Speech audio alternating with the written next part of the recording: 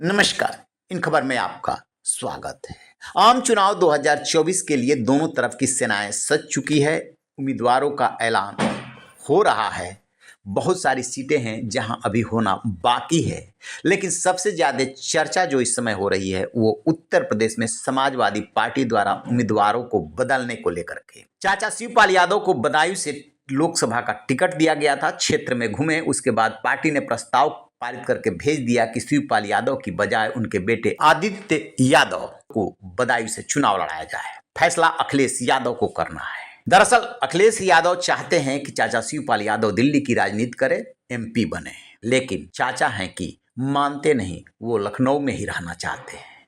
बेटे आदित्य यादव को लॉन्च करना चाहते हैं। दो तरह की बातें हो रही है। क्या शिवपाल यादव को इस बात का डर है कि वो चुनाव हार सकते हैं, फिर इसमें बेइज्जती होगी, या आदित्य के लिए वो मैदान खोलना चाहते हैं, आदित्य एंट्री दिलाना चाहते हैं। बात सिर्फ बदायूं की ही नहीं है, और सीटों पर भी समाजवादी पार्टी ने उम्मीदवार बदले हैं। ये संख्या अब बढ़ करके 8 तक पहुंच गई है। मेरठ लोकसभा सीट के बाद समाजवादी पार्टी ने बागपत सीट पर भी उम्मीदवार बदला है। यहां से पहले मनोज चौधरी को उम्मीदवार बनाया था, जिनका टिकट काट करके अब अमरपाल शर्मा पर भरोसा जताया गया है। आरएलडी के उम्मीदवार राजकुमार सांगवान हैं। अमरपाल शर्मा वही हैं जो साहिबाबाद सीट से बीएसपी के टिकट पर चुनाव जीते थे और विधायक बने थे।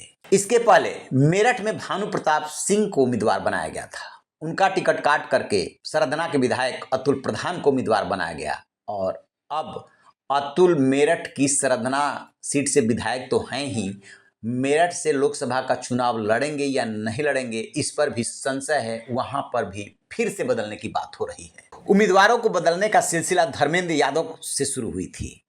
बदायूं से पहले उन्हें उम्मीदवार बनाया गया, बाद में उनका नाम काट करके शिवपाल यादव को कर दिया गया, और शिवपाल यादव बदायूं से लड़ेंगे ऐसा तय हुआ।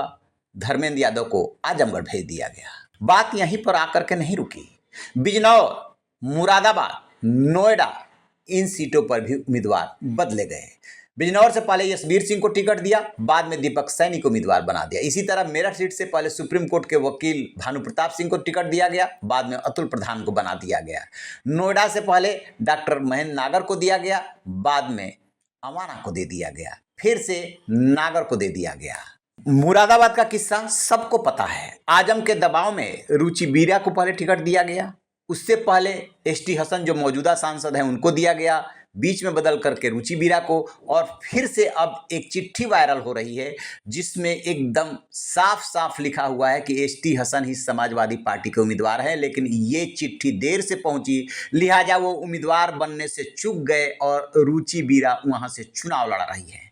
संभल में शफीकुर रहमान बर्क के निधन की वजह से टिकट बदलना पड़ा था। तो ये जो सीटों को और टिकटों को बदलने का सिलसिला चल रहा है, उस समाजवादी पार्टी पे कहीं भारी न पड़ जाए। विधानसभा चुनाव 2022 में भी ऐसा ही हुआ था, और लोकसभा चुनाव में भी ऐसा ही हो रहा है। ये सिर्फ और सिर्फ रणनीतिक चूक है या हार का डर? आपकी क्या राय है? कमेंट बॉक्स में जाके कमेंट जरूर कीजिएगा। रहिए बेखबर, देखते रहिए इन खबर। Thank you.